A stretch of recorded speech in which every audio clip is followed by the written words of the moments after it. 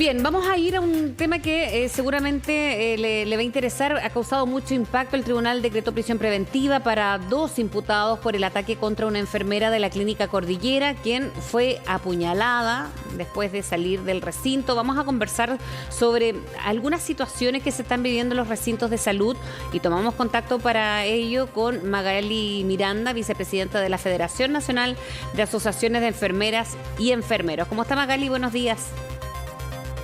Buenos días, Fresia. Muy bien, gracias. Hay una visión que tienen ustedes como profesionales de la salud, Magali, que está preocupando sin lugar a dudas, porque lo que pasa con en este caso en particular ha sido bien brutal conocer los antecedentes, pero también tenemos otros antecedentes que se han registrado en algunos centros de salud con profesionales de enfermería, por ejemplo, y otros similares. Así es, Fresia. Agradezco mucho la oportunidad de poder expresar a la comunidad qué es lo que está sucediendo. Efectivamente, es un hecho que está connotado dentro de las condiciones de maltrato. Pero este es un hecho que está en la justicia, que tiene indicaciones desde el punto de vista legal y que no es algo habitual. Esto es un hecho puntual.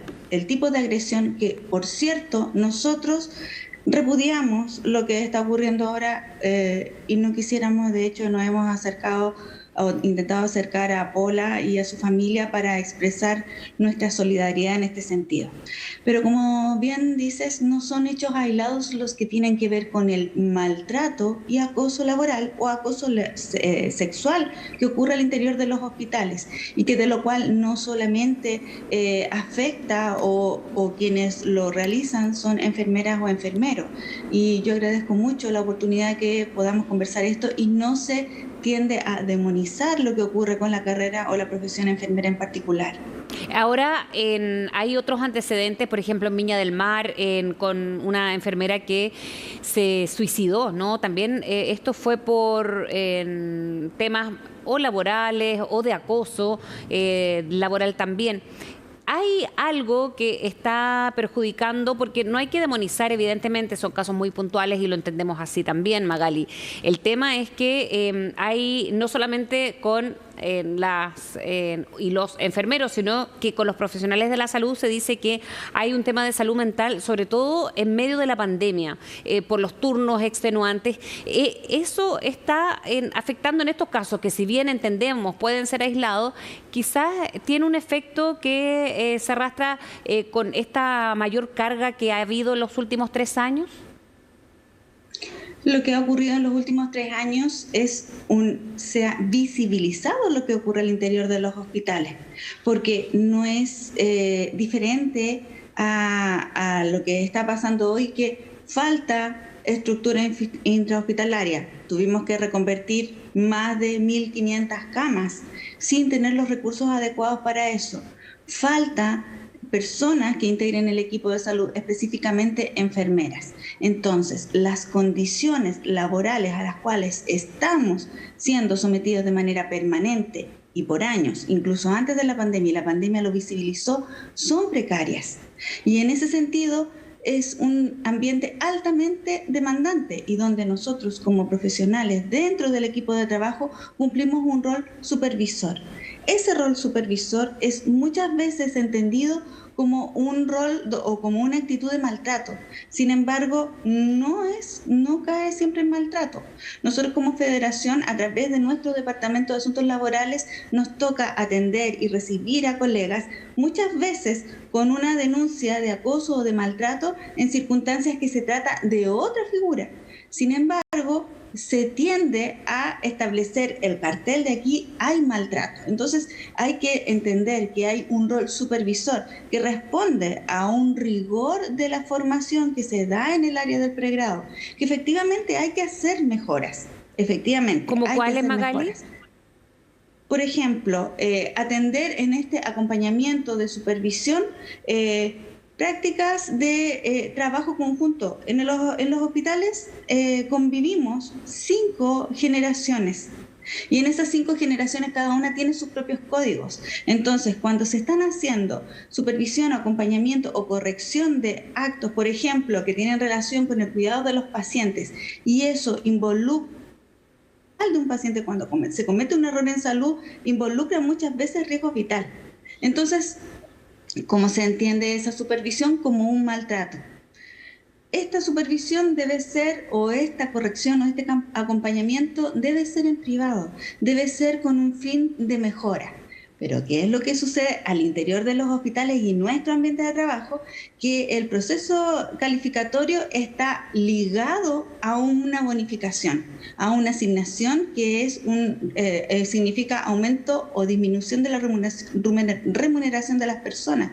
Entonces eso se entiende como que si te califico mal, te estoy maltratando, te estoy afectando realmente tu ingreso laboral. Sí, se entiende absolutamente. Ahora, Magali, el tema de los turnos, del trabajo extenuante de la pandemia, ¿usted cree que ha tenido un efecto? Y lo pregunto también porque nosotros desde otro sector, otro gremio, vemos, no sé, estos turnos de 24 horas que a lo mejor es muy normal, pero ahora agregando a que hubo mayor carga, y ha habido más carga porque seguimos en pandemia todavía. ¿Eso es muy natural en medio de los profesionales de la salud?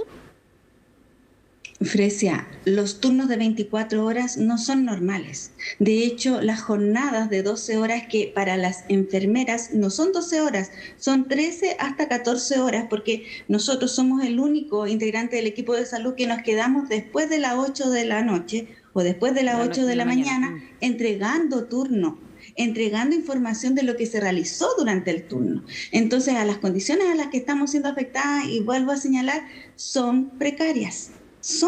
¿Y eso es en el sistema general, en el sistema público y privado? En el área pública y en el área privada, efectivamente. Son las mismas condiciones y en ambos sectores existen los protocolos adecuados para hacer las denuncias, para conducir. Y ahí hay una responsabilidad del Estado.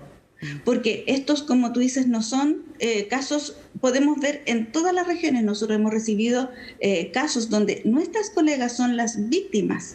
Por ejemplo, en el área de Pabellón se ha normalizado los gritos, donde hay un actor del equipo de salud que a través de gritos solicita hace sus requerimientos en favor del paciente. Entonces eso se normaliza y finalmente se utiliza por todos los integrantes del equipo de salud. Entonces esto no es solamente en base a un... Y eso en medio de lo que se dan condiciones de acoso laboral, de acoso sexual, que también existe. Si aquí nosotros no venimos a decir esto no se da, efectivamente se da, pero no con las características que hoy día estamos viendo. Lo que está pasando hoy día con el caso de Pola Álvarez, y no sabemos si, bueno, hoy día esto está en la justicia, tiene que terminar ese proceso, hay mucha evidencia, es doloroso, pero este es un caso puntual, pero que también se da en otras áreas de la salud, de la educación, y que lamentablemente nos está afectando como sociedad, y tenemos que verlo como sociedad.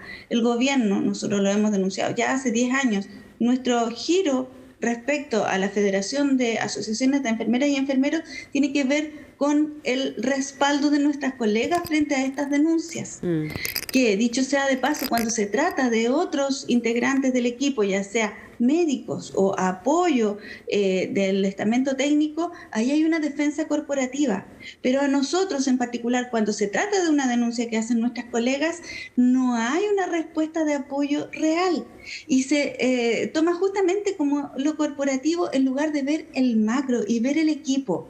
¿Qué es lo que está pasando? ¿Cómo erradicamos estas prácticas culturales que vienen de años? Y como te decía, más de 5 generaciones están participando dentro del equipo. Entonces, es sumamente importante que la comunicación al interior del equipo sea sana. Y cuando se pesquisen estos actos de violencia, porque podemos ver la escala de violencia, el ciclo de violencia es una escala y va aumentando. Los ISTA 21 que se están aplicando, que son instrumentos para medir los riesgos psicolaborales dentro de los hospitales, cuando hay otros integrantes del equipo, hay una defensa corporativa y no se aplican las medidas que debieran realizarse.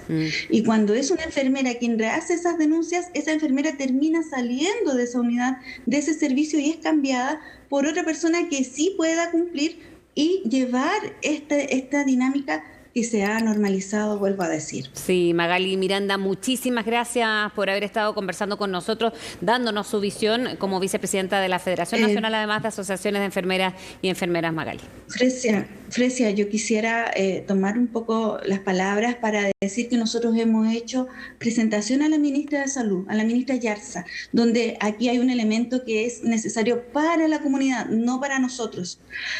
Ratificar el convenio 149 de la OIT es establecer condiciones mínimas de trabajo para garantizar que las personas que cuidamos tengamos condiciones normales y sanas de trabajo.